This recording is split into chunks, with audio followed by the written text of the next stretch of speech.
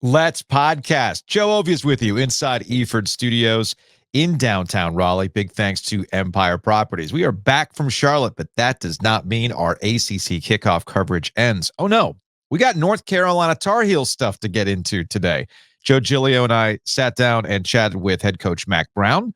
We talked with Power Echols. And speaking of the defensive side of the ball, that was the focus of our conversation with Michael Felder in the Bleachers on Twitter. He's got his newsletter. There's Hand in the Dirt podcast, which is part of the podcast festival, which is coming your way to the Rialto on August 24th. Felder is one of a kind.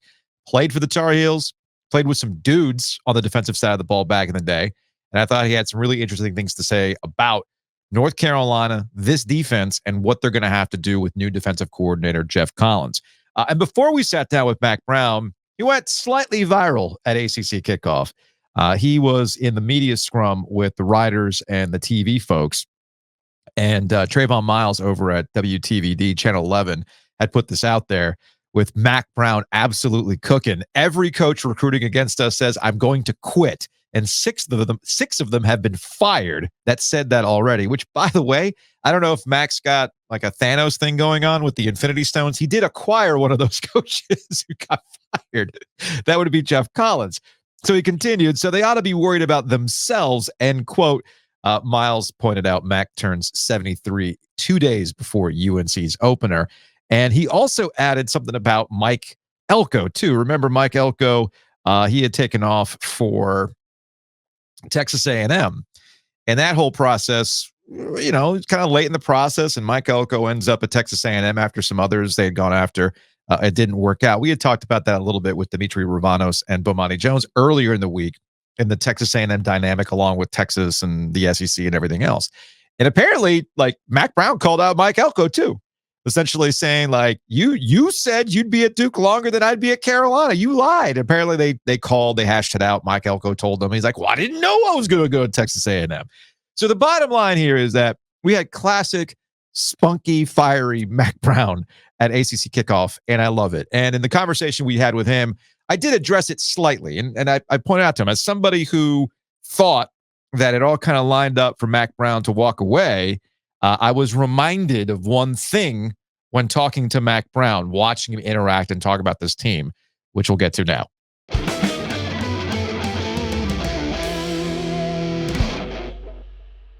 Joining us on the Heister Automotive Group hotline at ACC kickoff is the head coach of the North Carolina Tar Heels. He is Mack Brown, and Mack is back. I saw. You want some gum? You want some? No, I was just thinking 4 days. Oh yeah. Whole throat's got to be. It'll wear you down. Yeah. No, you're right. You're right. It's a grind. We took 2 and turned it into 4. Hey, all the teams that are here. Yeah, all the teams that are here. Coach, you used to be here when we played golf and we actually had fun and a couple of drinks here and there. It's changed a little bit. It has changed. It has changed. And Jillian and I have actually talked about this. We kind of go in a different direction here. That when you look at the ACC identity now, what do you see? Because as Joe referenced, I mean, this goes way back. You know how this thing used to be. Now you see the event here. You see SMU, you see Stanford, you see Cal. The scheduling's different, all that kind of stuff. It's completely imbalanced now. So how do you, I mean, what is the identity of the ACC now to you? Well, to me, I was here when there were a few of us in Florida State joined. Right. And then all of a sudden there was this expansion with Syracuse's and the Boston College and Virginia Tech's and a lot more, and that changed it, made it bigger. Then Notre Dame joins. And then I remember being part of the Big 12 when Texas was looking at going to the Pac-12. Right. Now there's not even a Pac-12. Right. And we were hours away from taking Texas Tech to the Pac-12. You were almost in the ACC as a member of Texas. And then after that, we were almost in the ACC. So I've seen all this before, but I was playing golf in the mountains last summer, I think, and my agent called and said, I'm hearing USC and UCLA may go to the Big Ten. I said, impossible. No chance. No way. That makes no sense. He called me back an hour later and said, done deal. Yeah, they're already there. Here we are. And then Washington and Oregon join. Yeah. And then you start looking at, do we add? Do we not add? What happens with the realignment? I mean, it's all so crazy that what you got to do is you got to worry about your job and not worry about the rest of it, and just go forward and do the best you can do to coach. We don't play Cal, Stanford, or SMU this year. Right. So we're not going to have to make that trip. But I did think about just thinking about the coaches at Cal and Stanford planning on coming to this. It's not like me and they jump in a car or hop on a plane and fly 30 minutes. Yeah.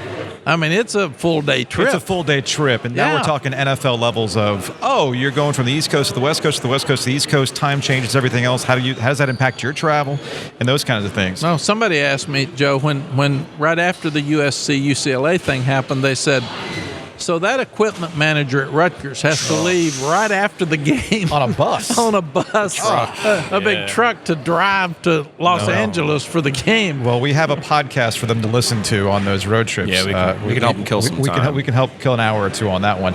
No, all this kind of leads back to what I was starting with, in that I think a mistake that I make sometimes is I look at things big picture and, it might make sense to walk away in this particular situation. And when I talk to you, I'm then reminded, Mac loves this stuff, man. You just love this. I really do. So here we are. I love fixing things. Yeah. I don't. I'm probably really bad ADHD, and I've never been checked because I don't want my wife. I don't want to know, and I don't want my wife to see those letters that would be next to my name. Mm-hmm. But I get so bored so easy, and I need stuff. To fix. Oh. And I got a lot of stuff to fix. So how do you fix the defense? You bring Geoff Collins in. How's that working out so far? Well, we're getting more depth. Mm-hmm. And we've got to play more players.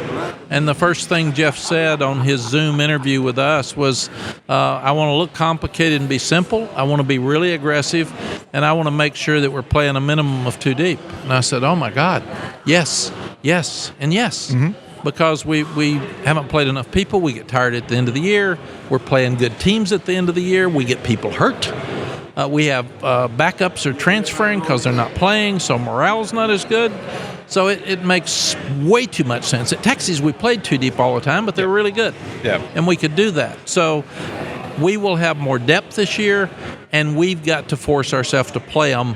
And I think that'll make a huge difference, because when your starters, like Power, played 900 plays. Yeah. He's tired at the end of the year. Ced Gray's tired at the end of the year, but they also can't be on special teams because they're the only 2 playing, so your special teams are weaker.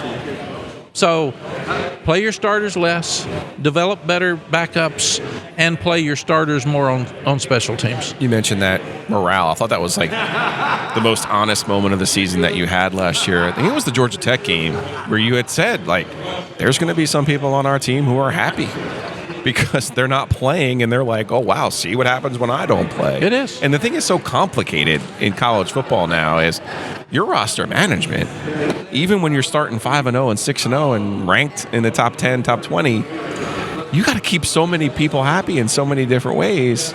It almost feels like it's a completely different paradigm for you, Think about this. Right now, we've got 120 players, 85 on scholarship, and only 11 can play at a time. Mm-hmm. All the kids want to play. Yeah. Now, they like winning, but they like playing and winning. Yeah.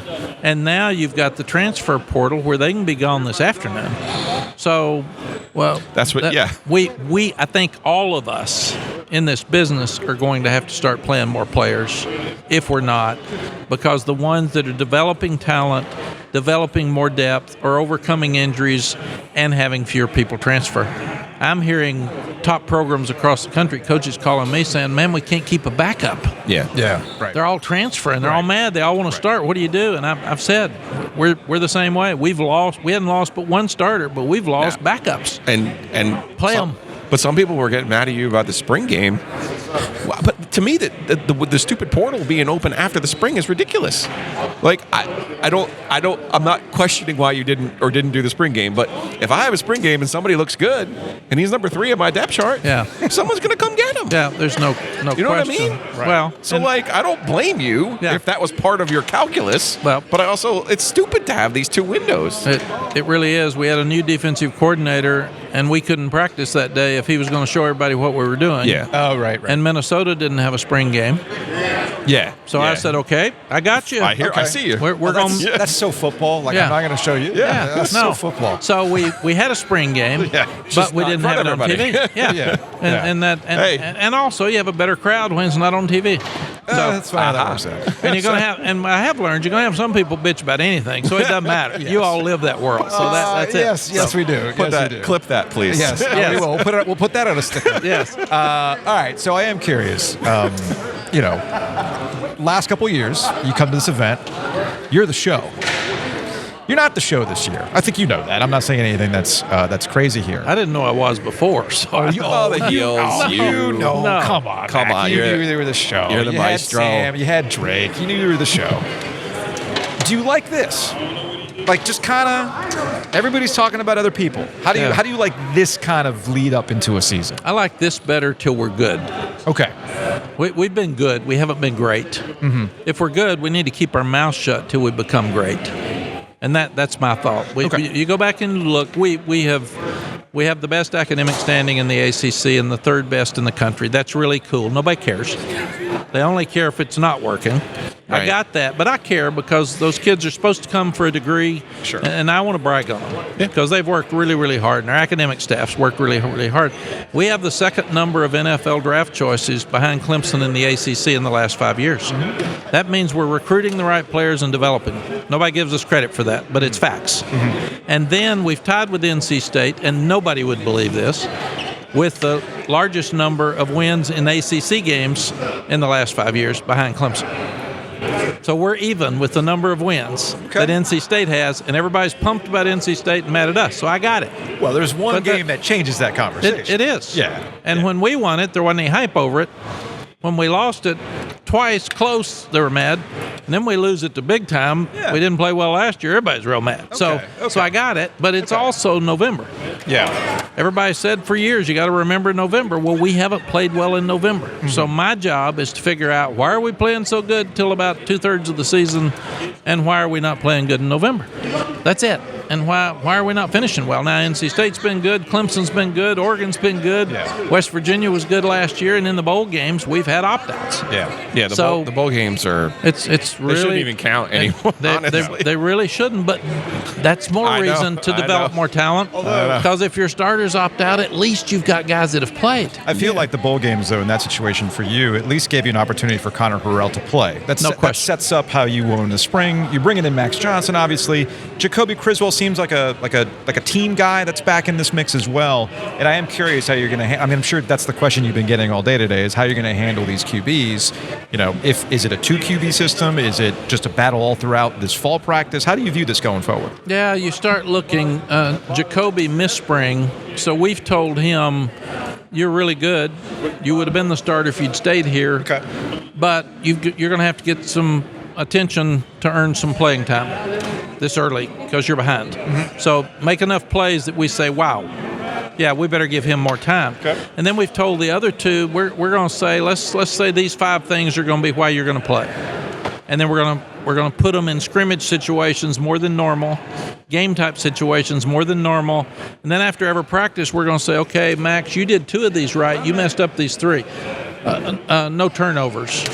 Don't hold the ball too long and have sacks. Make good decisions. Get the ball to the right guys. Drop it off instead of throwing it deep for an interception.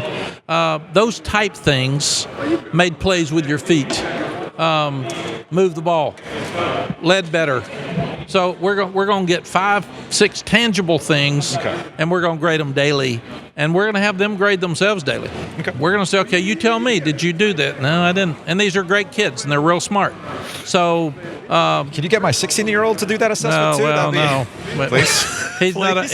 He is on scholarship, but he knows he's on the Ovies scholarship. He knows you're not going to run him off. Well, when he turns 18, it might be, hey man, it's time to go. Let's go. You won't. We all say we will, but you won't. You say 5 things, but I would add a 6th there. Jacoby's comments about wearing red and coming back from Arkansas. I thought that was amazing.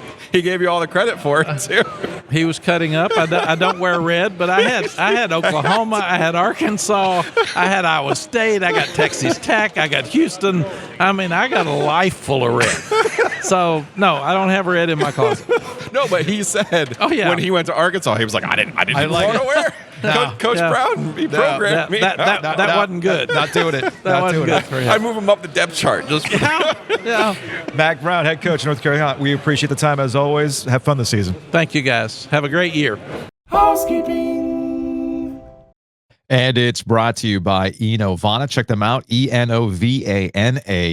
Green Cleaning Solutions. I'm back in the home base, which means If you have messes at your mansion or trash in your cabana, get it clean with Enovana. came out to the house this week. It's nice to have that time back, not worried about cleaning the house. You can do it every couple weeks. You can do it every week. You can do it once a month. Enovana is flexible that way. So again, check them out, ENOVANA.com, Enovana.com, Green Cleaning Solutions. We've got OG Summer Jam coming up on Sunday, 1 to 6. I've been getting questions about this. I had a question from a friend of mine, how long are you going to be there? Well, 1 to 6. We're hanging out. It's just kind of what it is. It's a low-key hang. They're going to have a jazz band for a little bit. They're going to have DJ Jefa con Queso a little bit later on. We're going to have our friends from the Butcher's Market there, which is always a good time. Kenneth will be there grilling up the steak tips, which you can't go wrong with that. So check out thebutchersmarkets.com to find out more. It's more than just the meat case, by the way. You have, as we get looking towards the football season, we're talking grilling essentials, marinades, all that stuff. They've got it at the Butcher's Market. Maybe you overdid it this football season. You don't have time to cook. No worries. They got a freezer case with pre-made meals, and they're absolutely fantastic. So Kenneth is going to be hanging out there, and yeah, just come hang out. We'll have access to hats. I think we got a few left. I should have stickers, should have koozies as well, which is always good. So come on by, hang out. It'll be a good time. Also, Breeze Through and their food truck's going to be there. The Oak City Grill and Deli will be serving up some food. I'm a big fan of their barbecue fries. And thanks to Breeze Through, we've got the Podcast Festival, which is coming up August 24th. Week 0 at the Rialto. It kicks off at 6 o'clock. We'll get going. We'll have Debbie Yao in the house. We'll have You're Full of Shit, Giglio, because I can say that now. We'll have some bourbon to give away, Hand in the Dirt, as I mentioned, and of course, the Shutdown Fullcast. Access to hats, folks. Access to, as I put them up on the camera.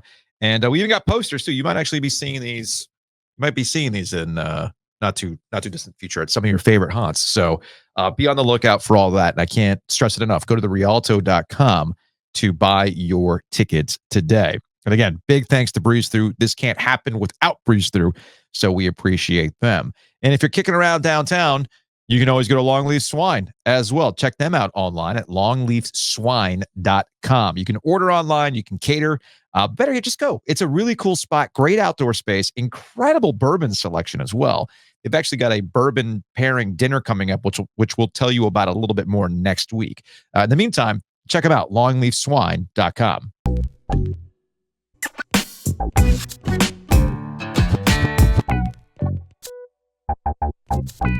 Joining us on the Heaster Automotive Group hotline at ACC Kickoff, he is Power Echols.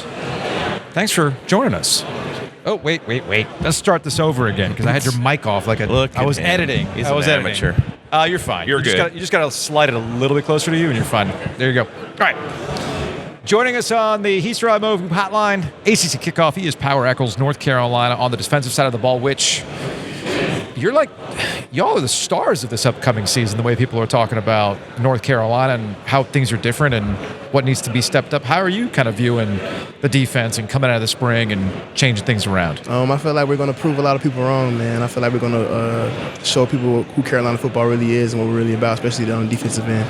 And just show us all the work we've been putting in this offseason. What has Geoff Collins brought to the table? Fire, tenacity, energy, and just a different kind of spark that we really needed. I feel like he's really personable coach with his players, and I feel like we feed off his energy, and he puts us in position to make the best plays. He's not still rocking that Waffle House cup, is he? Because at Georgia Tech, he had that. Maybe he needs a blue cup with water in it. Maybe that's what it is. I feel like he's walking right now. He's rocking with the bangs right now. So. Okay. Fair enough. This is the end of your media tour. How ready are you to be back in Chapel Hill? I'm very ready. We start camp soon, and I just can't wait to get after it. It's okay. It's a long day, hasn't it been? Nah, it's been a pretty long day for sure. Okay. But you're a Charlotte guy, so this is probably kind of cool for you, dude. Nah, it's pretty cool, man. It's, what I'm saying, coming back home and just being in here, it's a blessing. I was going to say that you easily have the best name in your family. Appreciate you. But I think your mom might have you beat. Yeah, I mean, all my siblings and mom have amazing names. Run through them. Well, A Star Love is her name, obviously. Right. A True Love is my sister's name. Oh. Then Knowledge is my baby brother's name. Knowledge? Yeah. Oh, well, now wait a second. Do you have the best name in your family? I would say we all have the best names. Okay. Well, who's the best athlete, though? Because, Jeremy did a great job on your bio here. Your pops, obviously very good. Football. I would say. And mom's at hoops? I would say athlete, pure athleticism would go to dad. But when I say like competitiveness and smack talking would go to my mom. Really? Yeah. So here's the thing. I was looking up names, and I'm kind of bummed out. North Carolina does not play SMU this year, right? I'm looking at the schedule. There's a gentleman on SMU squad. His name is King Large. He's an offensive lineman. I feel like that's that would have been a nice matchup. Maybe in Charlotte. ACC championship. Yeah, a little ACC championship action. Maybe. All right. Power versus the king. All right. So we have not had a chance to talk to a lot of players so far at ACC Kickoff. And I have been asking about College Football 25, the video game. Yes, sir. Is that a thing that you've been playing? A little bit here and there. I don't necessarily be on the game that much, but a lot of my friends and family send me stuff and say how my player's pretty good. You're good. You have good rating? Yeah. I know Amarian's good. Yeah. Marian's good. I like to tell people like, I'm pretty good in the game, but I'm pretty good in real life too. So, well, at least it's matching up because I know some players have been upset about their ranking or how they might be playing or whatever. So you're getting good reports on that. And the other thing that I was curious about, because I'm old, man. I don't know what's going on with the youths of today and how I see things differently. And the thing that's been kind of dominating the summer has been Kendrick Lamar and Drake. And who won? Mm-hmm. Do you have an opinion on this? Were you wrapped up in it at all? Not really. Power's like locked in, man. You're locked in. You're super locked in. He's got the suit on. I'm asking about names. So that's the whole point. So you avoided this, or you're just not into either artist? I wouldn't say I'm into either artist, but I would say, honestly, like. It was all over social media, so you could not. That's the thing. Like every time I opened up a social media app, it was just boom right there. People had an opinion on it, so I just thought everybody might have had an opinion on it. But I'm learning something new today. All I'm saying is, I guess Kendrick Lamar's song's been played everywhere on all platforms I've seen or tried to avoid anyway and heard anyway. So I'm sure you're going to hear "Not Like Us" played by a marching band at some point. Yeah, this at season. some point, probably a HBCU team. Oh, they're going to crush it, man. Absolutely crush it. And LSU, they'll probably crush it too. We were talking to Bomani about that, and he had that opinion.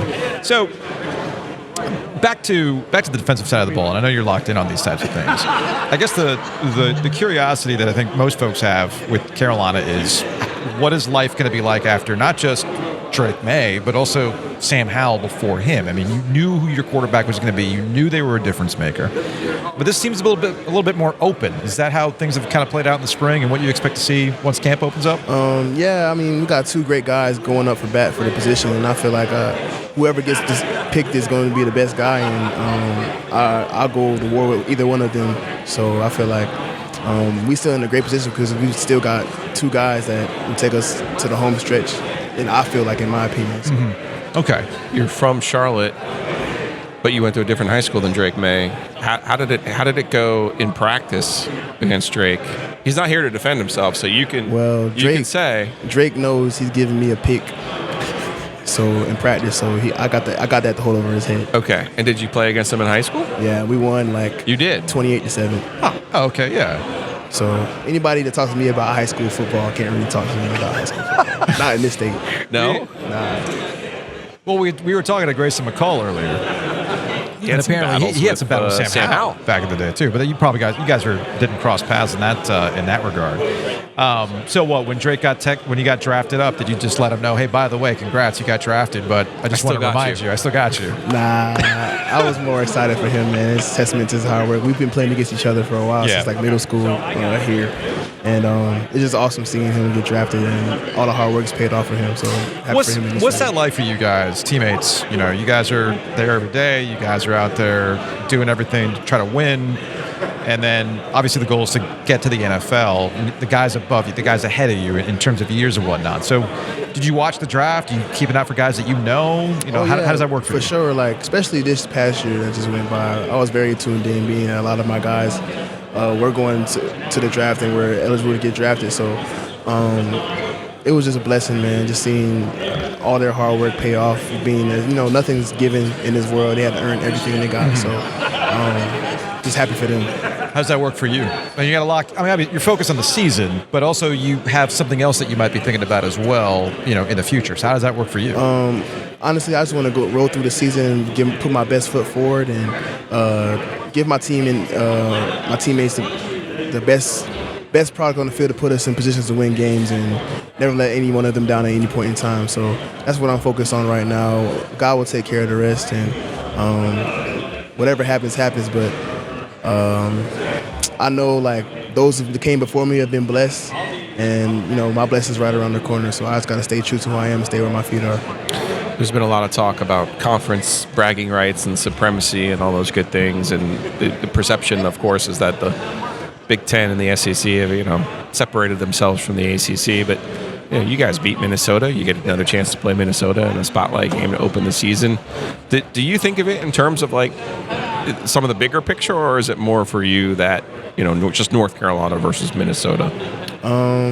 Honestly, being that football is, true with the transfer portal and everything, I feel like a lot of teams are even across the board. But honestly, I feel like it's just North Carolina proving to people that North Carolina is North Carolina football, and we can put a good product on there on the field and show people that we belong anywhere.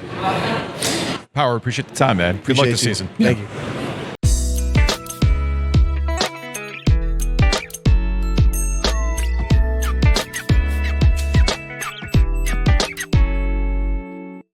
So yesterday, when we aired the Jim Phillips conversation, commissioner of the ACC, there was a reference to the Big 12.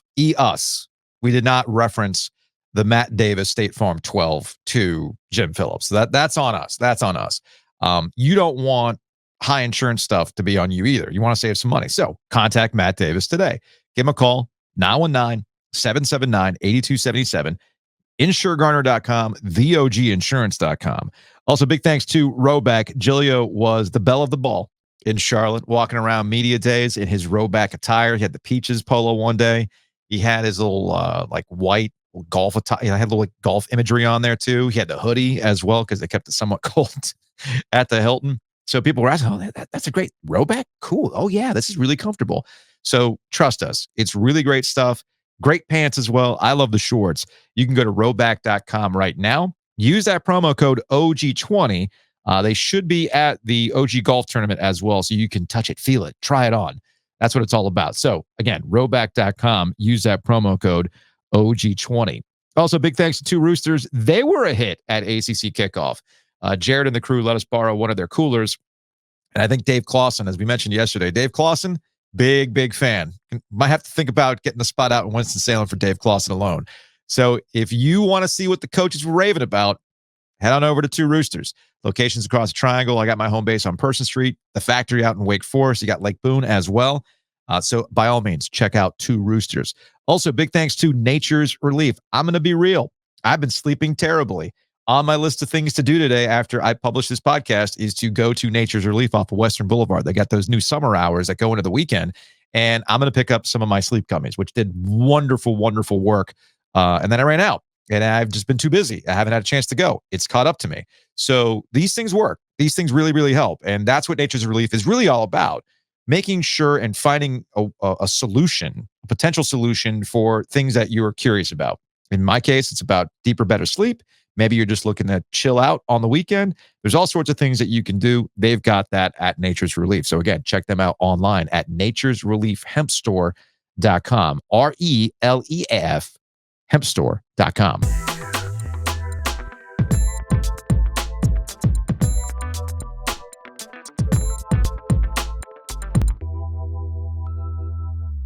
Hanging out with us on ACC Kickoff Radio Row, he is Michael Felder, InTheBleachers on social media. Dude, you're going to have to give me a rundown of where you're at. Man, Learfield. I'm here with Learfield, so we do College Sports Now podcast, which is great. Substack, it's felder.substack.com. There's a lot of stuff there, including cooking. Mostly it's just college football, cooking, and complaining. Yeah. And then Put that on a T-shirt. And most importantly, Hand in the Dirt. Hand in the Dirt. Podcast about football. We're going to be together. yes, It's a month to the day. I know. Somebody should remind Dimitri. We got to start doing some. I don't want an ACC network fail like on Monday with the technical difficulties. We got to make sure everything's running right on August 24th. That's therialto.com. Get your tickets because they're going fast. They're almost gone. Yeah, that's good to hear. They are. We're moving tickets. Every time we mention it, like 2 tickets get sold. So let's go. We're almost there. Spot the lie. I'm saying they're moving fast. I've also been told that the full cast folks usually buy late. That's usually how it works. So we'll have a fun time at the Rialto. Get your tickets today. Week 0. There will be T-shirts. There will be home field in the house. Yep. Very and excited about this. I think we're bringing koozies too. You always have a koozie on you. I'm not kidding when I say this, folks. If you're watching on YouTube, you will see that Felder just pulled a koozie out of his back pocket. I can't show you the other side. That's where the other side is my swim club. Oh, I see. People don't need to know where my kids swim. Okay, that's fine. That's fine. But it's also important to know that you wash your shorts with the koozie in. Yeah, they got zippers on them, so it's easy. Yeah, because it conforms, man. All right. The reason why I wanted to talk to you today, as a former Carolina guy, well, you're always a Tar Heel, man. Yeah. That's not how it works. Tar Heel for life. Tar Heel for life. Transfer to Arizona and put it on your shoes, man. For life. Caleb Love. That's what for life means when you go finish your career somewhere else. This is a weird lead up for Mack Brown at Carolina. Typically, we're talking about North Carolina. Typically, we're talking about some aspect of them and how they're going to compete in the ACC, but I feel like this is a year where not a soul seems to be talking about the Tar Heels. Right. We don't know who their quarterback is going to be. We don't? We do? They brought 2 to kickoff. You think Max Johnson? No. You think it's Harrell? Who's the guy who played in the bowl game Connor last year? Harrell. Who's the guy who came back from Arkansas? Jacoby Criswell. I think it's that guy. Okay. I don't know why you bring that guy back otherwise, because you had the other 2 in camp, right? You saw them in spring, and then all of a sudden you were like, hey, you know what we really need? The guy who was here. I don't know. I truly have no idea. But that's the problem. Okay. Yeah. That is the problem, which then turns to the defense, which has always been a problem to fix at North Carolina. They go out and they get Geoff Collins. I've been making this talking point throughout the entire offseason. And I guess this is going to be the proof of concept. Is it a talent issue or is it a schematic issue? People always say Carolina's got talent, Max got talent, XYZ. They just have to put it right on the field. They haven't been able to put it right on the field. They got a guy who historically can get it right on the field. I guess we'll find out which one it is.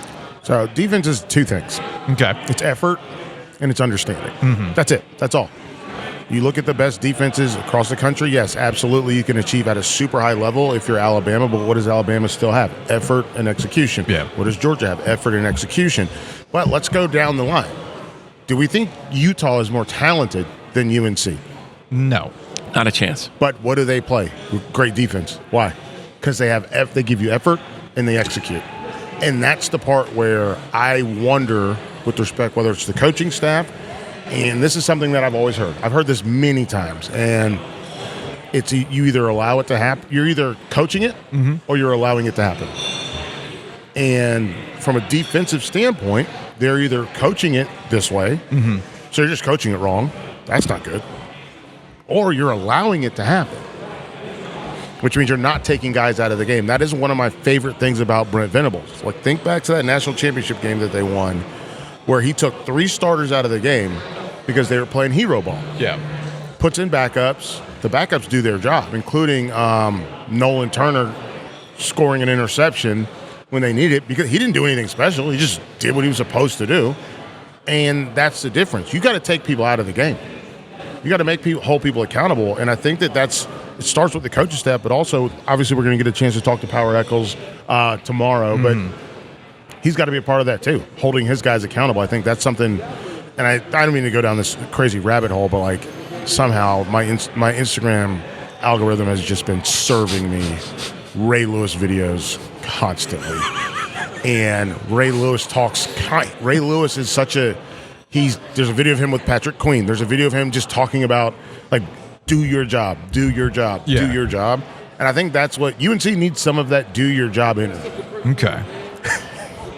Where do you think, but specifically recruiting-wise, that's where the bulk of their, other than the two quarterbacks, Sure. and Josh Downs, right, and Amari and Hampton, the bulk of their recruiting success has been on the defensive side of the ball. Yeah. So why is it an old school problem where they were too young early in Mack's tenure? Like, you're bringing in 4 and 5 star guys up front and they're too young and you were waiting for them to mature, or is it, like you're saying, more of an actual X and O coaching connection issue? I think when I watch them play, they're allowed to do what they're the best at instead of being forced to do things that they should be good at. Okay. So I think about this with Butch Davis.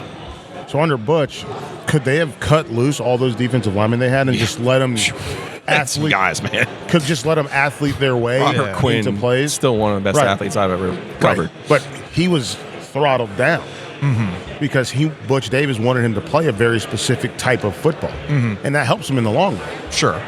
And Brad Long was the same way when I was at UNC. And I think these guys were allowed to get away with what they could get away with, which doesn't build a strong foundation.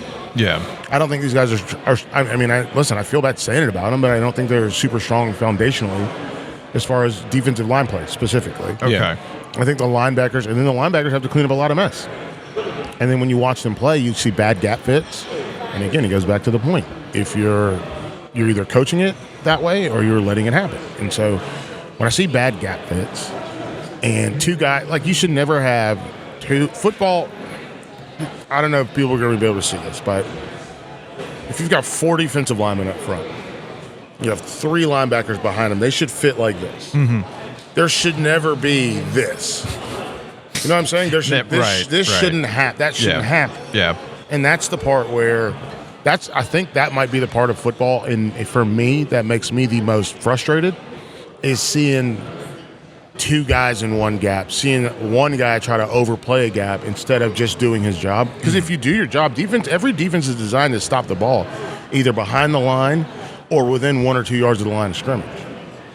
And every time that doesn't happen, it's your fault. Somebody did something wrong, and that's the part where, sure, you might have gotten absolutely destroyed. Like, you're not strong enough. That happens. But if it's you guessing, look, guessing is I can't even think.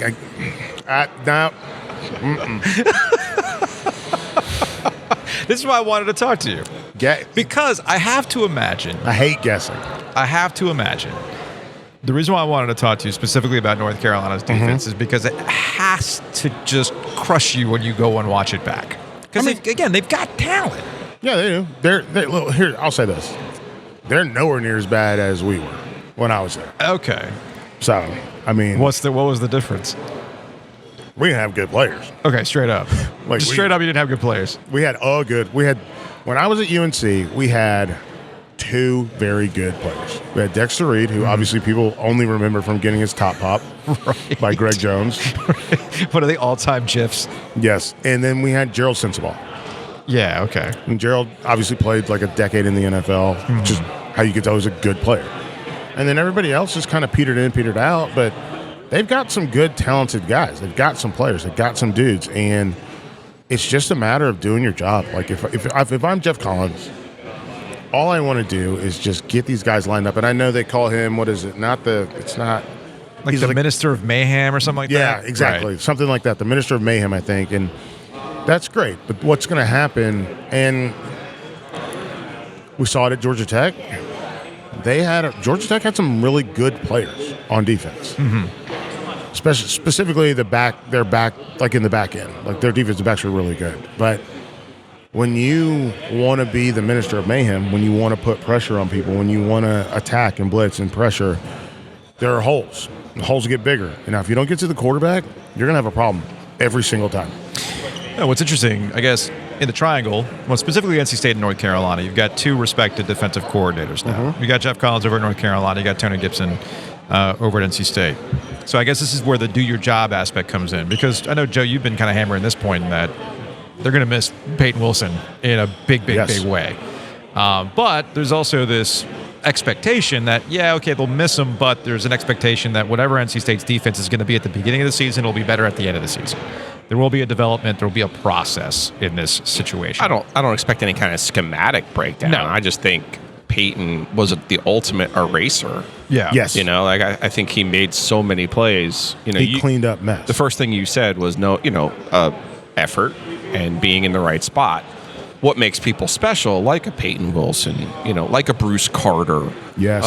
Good. These are guys who made the extra play. The interception that you had to have, the sack that you had to have to win a football game. Those are the kind of guys who are, quite frankly, on the defensive side, have been few and far between in the triangle. In the triangle, in You know general. what I mean? Yeah. Go back to a Jeremy Cash on that Duke team that won the Yes. division. Oh, wow. He was an eraser. Yes. So they had an entire bit. They had an entire bit at Wallace Wade where it was like 4th down for Cash, and if you made a play, they'd send somebody into a Cash tunnel. I'm not making that up. I That was know. the thing they did. Those are the kind of, that's my biggest question for State. And to, Power Echols is one of those types of players at Carolina. Sure. For State is like, okay, who's going to emerge in that role, especially in that 3-3 stack where it almost has to be one of the linebackers because to your point, they're not going to ask the defensive front to be that type of game changer. And maybe Davin Van is their best defensive player, but that's my primary question. I think that's the biggest difference between State and Carolina. I think with State and Tony Gibson, they'll be schematically sound. Yes. The real question then becomes who then elevates to make the plays, and that's where I see the issue for State. And maybe this is like me being kind of like a pureblood defensive guy. I don't want you to make an extra play. Yeah. I don't think you should have to. That's a very Saban Belichickian Do your concept. job. Right. Like I just If you did your job, then that's not happening. If you did your job, then we would be straight laced up front. I don't have to worry about a guy that's being a superhero, and I don't need to worry about that. And so it's going to be interesting. So again, I think they will be. I trust them to be more sound, especially because they're not in year one. Yeah. At NC State, I think the biggest thing for me is going to be when they do need to play, who do they call on? And maybe it is Van. Maybe they do dial his number up and they can create some confusion, because that's the other part of defense. And this is something. I think about this a lot with Collins at UNC, to go back to them, kind of go backwards to go forwards. You have to have so much understanding of a defense to be able to confuse people. And we just got done talking to, I think, we're talking to Cam Ward about the helmet tech. Like the microphone. Yeah, we're catching up with the modern times here in college and football. so it's literally congratulations. but Connor Stallings is like, oh, I see. It took me. I see. You're finally seeing this so those guys, you're going to have to be so well versed in your defense, which I don't believe UNC will be to start the season. You have to be so well versed in your defense to be able to then pull off this disguise. And so there's steps to it, right? 1, you have to know what you're doing. 2, you have to be good enough to line up. Like if you're let's put it in real terms, right? Anybody who has a notebook? Does anybody have a notebook or something I can draw on? Give it to me. So here's the thing. If you're going to line up, let's say you want to play. Here we go. You want to play cover 2, right? And you want to play cover 2, but you want to make it look like cover 3. That's a click. It's a click pen. Sorry. I spared no expense on my Sharpie click pen.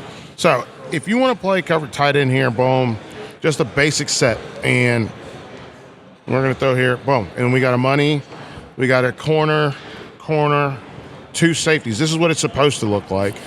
This is what it would look like on an every play basis. This is what it would look like, right? So this is what it would look like. Now the goal is to make them think you're doing something different. So you walk this guy. So let's say you keep him here in the middle. You walk this guy down. Now you have to know your defense well enough to know that you can get back to where you need to be, because this looks like cover 1 or it looks like cover 3. That's going to fool a quarterback. That's what you want to do. Yeah. But you have to be so well versed in your defense that you know where you're supposed to be, even when you're disguising it. But you also have to be good enough to go from right here to here while still reading 1 to 2. You have to be good enough to go from here over to here while reading 1 to 2. You have to be able to do that.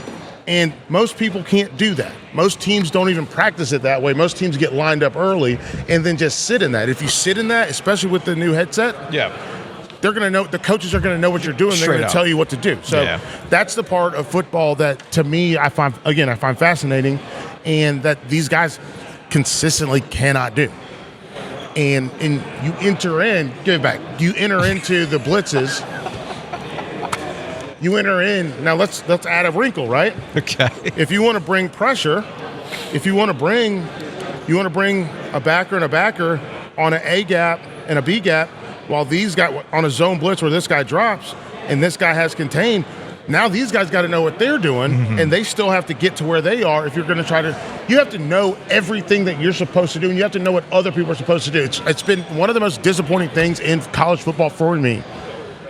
And listen, I was not good. I will say this. I practiced a lot of football. I did not play. There's a difference between knowing what you had to do and whether you could physically do it. I could not physically do it. You couldn't physically do it. But it's so disappointing to watch players not know what other people are supposed to do. And if you want to be the master or minister or whatever of mayhem, everyone has to know what they're doing. Everyone has to understand what the guy next to them is doing so that they know what they're doing. And that's important. Like, it's very frustrating to have guys only know what they do, because defense is a system and it has to work together. And that's the most important part of it. It can't just be Power Echols knowing what he's supposed to do. Yeah. It has to be other people understanding what they're supposed to do. Let me give you a hypothetical as we get out of the super football-y talk. You ready for this? I'm ready. That's what I'm into. That's why I get the Football Outsiders. I know. You're going to be studying that. I later. will be. I think you were there when John Bunning lost to South Florida. South Florida was ranked. Nobody was in the building. Sure. It was a noon game. Oh, that's yeah. the day. Yeah. That's the day John Bunning was fired. Yeah. Ostensibly. You might have been there when Elfed lost to ECU on the road the last time. That was ostensibly. I wasn't at that game, but like that You was remember it. That was a very big deal in my household. Like my family, larger expanded household, because both my parents went to ECU. Okay, so that was the day Larry Fedora was ostensibly fired. Yeah, well, it started a little earlier when he got smoked by Georgia Tech. Yes, but that was the camel. That was the straw that broke the camel's back. If Mack Brown loses at home to James Madison on Saturday, September 21st, are we going to look back at the end of the year and go, that was it? That was the moment? I think it depends on how he loses, but I think he's got too much cachet. That's been my thing. I think he's got too much cachet, specifically with donors. So I think he's got a little bit more leeway. But no, I don't think you're wrong. Has he not burned through that leeway the last 2 years, how they've ended? The last 2 years have been the ending of the last 2 years. Been bad. It cannot be defended. No, I'm agreeing with you. Cannot be. I'm not agreeing with the fact that he should get this long runway. I'm saying he has. You're saying what the reality is. Yeah, that's the reality. I'm with you. But I'm totally with you. Just like that South Florida game and just like that ECU game, I think there are even moments for Mack that would exhaust points. There are critical points in the season where, in theory, he could lose the shot. You have your radio to do. Yes. So we're going to say bye. Thanks for the schematics. We'll see you August. I'm going to frame it. I'm actually giving it away at the podcast festival. That's fantastic. A signed copy of these schematics from OG230 kickoff. So we'll see you at the Rialto, man. Yeah, we'll see you at the Rialto. GoRialto.com. Get your tickets right now. They're going fast. Get the tickets.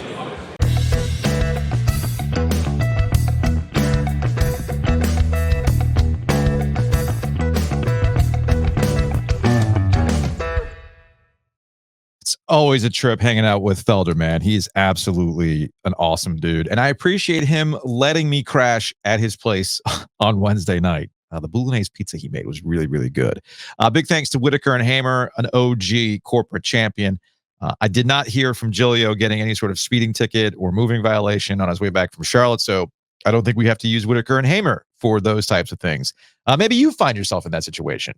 Give them a call. Check them out online at wh.lawyer. Attorneys and counselors at law covering a whole wide range of legal services. So again, check them out, wh.lawyer. Maybe you bought a house. You can take it to closing with Whitaker and Hamer. Hopefully you bought that house or sold your house with Hometown Realty. Check them out online at myhtr.com. Driving around uptown Charlotte, you're seeing a lot of new construction. Driving around Raleigh, you're seeing a lot of new construction. You're seeing new construction push out as the area grows. What do you know? What do you know about the builder? What kind of incentives are there for you? You can buy and sell with confidence. myhtr.com. And of course, big thanks to Happy and Hale. No conversations about Freak a Leak during this during my discussion with Happy and Hale, but I do need to take a break. Let's take a break. Let's take a hockey break. Brought to you by Happy and Hale. I'll tell you what about the break that I need. ACC Hospitality will get to you, right? And they serving up beer. They got all this greasy food. I mean, don't get me wrong. It's good. I'm gonna eat it. I'm gonna drink it. I mean, look at me. Okay. Y'all know how I get down. I'm drinking old sodas, for heaven's sake. But sometimes you need to be better about what you're eating, but also not compromise on flavor, taste, etc. Just well-made food that's good for you. That's Happy and Hale. A lot of great ingredients that go into their bowls, into their smoothies, and you can check them out, Happy and Hale. Download the app. They've got locations across the triangle. I got my home base in North Hills. They got a location out in North Raleigh. They got one out in Durham. And as the hurricane season gets closer, you can check them out in the concourse as well. So big thanks to Happy and Hale for being an OG corporate champion.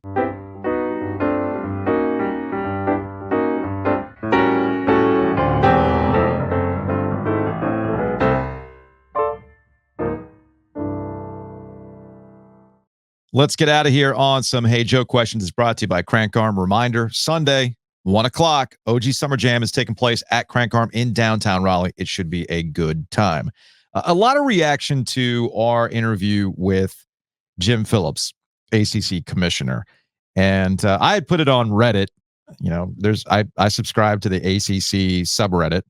And I even pointed out, I'm like, I'm just going to put this here because I haven't seen a lot of kickoff coverage on the subreddit. So hope you all watch this and give me your thoughts on this.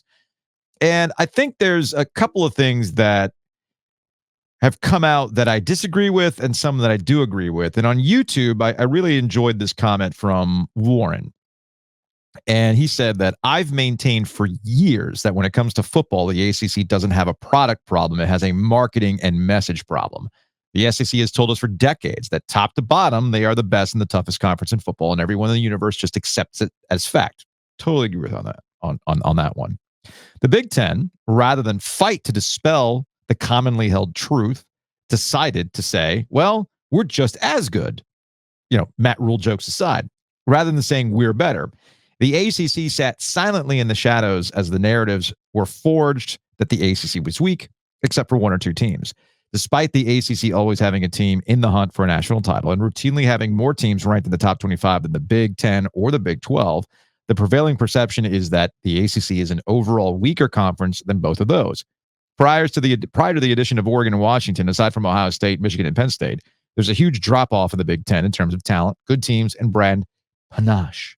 The Big 12, with the loss of Texas and Oklahoma, they're in an even worse position in that regard, yet they still feel that they're in a better position in a conference than the ACC. Houseway! Even during the years when Clemson won or competed for the national titles, they never waltzed through the ACC. They had to come to play week in, week out. And if they lost to a conference opponent, the loss was scrutinized and Clemson's legitimacy was questioned because they play in the woeful ACC. That's unlike Alabama, because should they stumble in conference or be taken to the wire, then it's lamented as being the testament to the strength of the conference and was never an indictment of their legitimacy. If I had 10 minutes with Mr. Phillips, I would ask that he expend effort to change the perception of football played in the ACC, seek a Paul Feinbaum type who will advocate for the ACC nationally, because year in and year out, the ACC's top 8 teams can compete with any conference.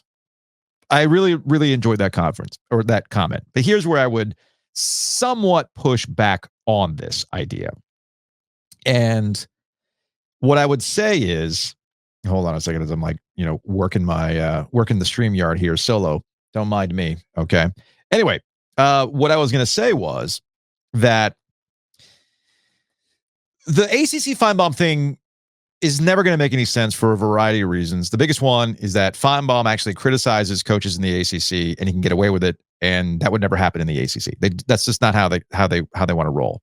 I think the onus is more on people like us. I think the onus is more on other content creators, sports talk radio hosts, columnists that talk about the ACC to go out and ride for it, to ride for the and kind of combat those facts. The problem is, and we've seen this with the Big East with basketball, there's different online cultures, okay?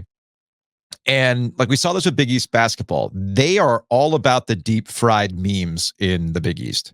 If you don't know what I'm talking about, a quick Google search will give you some hits on Big East internet culture or Big East Twitter culture. And I was talking to somebody yesterday. I forgot who. I talked to so many people at kickoff. But that's what I always love about kickoff. Kickoff's great because while it's fun to talk to the coaches and try to get something out of them and churn out that content, the reason why I like going to events like kickoff is it's a good opportunity to get face-to-face time interactions with your colleagues, people that have become friends over time, right? And you just, bouncing stuff off of them. They bounce stuff off of you, XYZ. And I got into a conversation with I can't remember who it was, but it was about the Big 12 trolls, right? And the Big 12 has done a really good job, or those in Big 12 country have done a really, really good job of essentially gamergating. That's another thing you can Google if you're not familiar with it. Look up Gamergate. They've essentially gamergated online discussions about other conferences.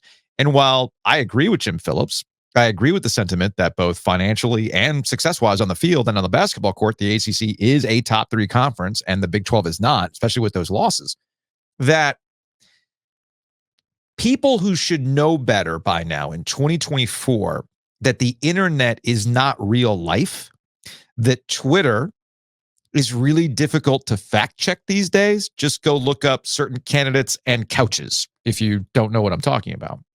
That you should not be so easily manipulated by the Big 12 trolls on the internet. So that's the internet culture that exists for the Big 12. The ACC's culture isn't necessarily wired that way. The ACC's culture is a little bit more gallows humor. The ACC culture is a little bit more petty. We really love sarcastic jokes, all that kind of stuff. At least that's the culture of the ACC that I know and that I interact with. And maybe that culture has caught up to the ACC, to the listener's point about kind of changing the narrative around it. And maybe that has to be on me too, on Joe, on others, where, you know what, maybe it's time to do a little bit better job ourselves rather than looking to some one singular person to do it for you, because it's not going to be one singular person. That's the other mistake that that people make about the Paul Feinbaum stuff. You get at SEC Media Days, man, there's like 48 different radio stations that are there. You go to ACC Kickoff, there's half that. And you start to wonder about the overall passion that exists for ACC football in general.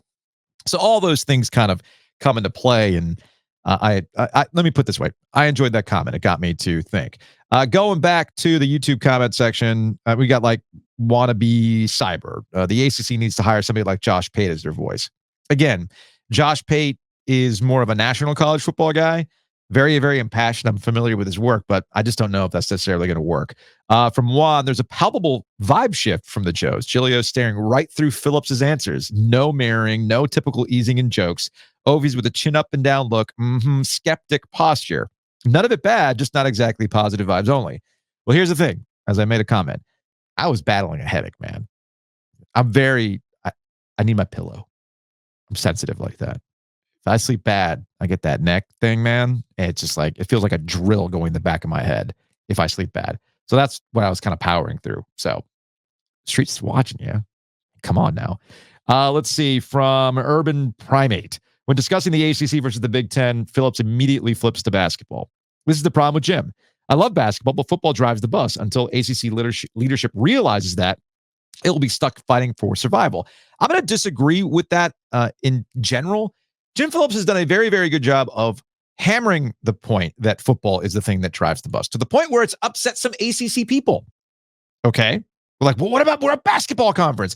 And I've argued with those people. No, I get it, but it has to be football. So I'm going to disagree with that point. I think what Jim was trying to do in bringing up basketball was tying in the conversations around the ACC in general that bled into basketball this last season, and you see the results on the court. I mean, there was an Elite Eight game between 2 ACC teams, right?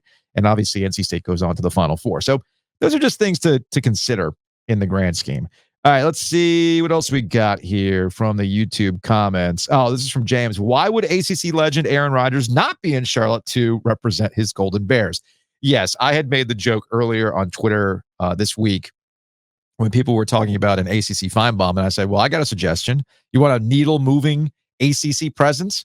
Well, you got to go to the king of questioning things podcast, my guy, Aaron Rodgers. And yes, I'm still a little freaked out that dude looked just like Aaron Rodgers. From Philip, the picking on Matt Rule gag has long been tired now. Yes and no. Matt Rule is easy to pick on. Don't get me wrong. But the reason why we brought that Matt Rule's clip up wasn't necessarily about Matt Rule. It's just about this. It was more pointing to the stupid conversations we have around the college football playoff already, where he's just point blank saying, well, we need 4 automatically every year. Come on, dude. No. Even if it wasn't Matt Rule, if somebody else said that, I would have had the same energy. It just so happens that my favorite punching bag was the one who was saying it, from Kyle. Hard disagree. Trying to say the number of time zones a conference has as an indicator of success is laughable. If Matt keeps sticking his thumb into these issues with bad takes, he's going to continue to get clowned on. It's the rule of thumb. See? I see what he did there. I enjoyed that. All right, let's go to, I think we'll close on this from JB. Listening to Giglio laugh about Freak-a-Leak made listening to yesterday's state propaganda pod worth it. Look, a little bit of context here. We're always trying to do things a little bit differently, right? And in the case of how the podcasts were broken out this week, I thought it made more sense to have, especially with the timing of the interviews and me putting out the podcast, it made more sense to just have a state-centric pod, if you will, and then do today's podcast, which was more Carolina-focused. And then we'll just get back into our regular cadence next week. But JB, I'm glad you powered through a state propaganda. How can you resist a conversation with Ryan McGee of ESPN? That's my guy. I could talk to Ryan for hours, man. That's my guy. Anyway, that's going to wrap it up for today's podcast. We're going to be back on a more normal schedule on Monday. And we're going to get really, really close to the start of the football season and get really, really close to the Sports Podcast Festival. So buy your tickets today. They're moving fast, as Joe likes to say. They're moving fast. We'll see you then.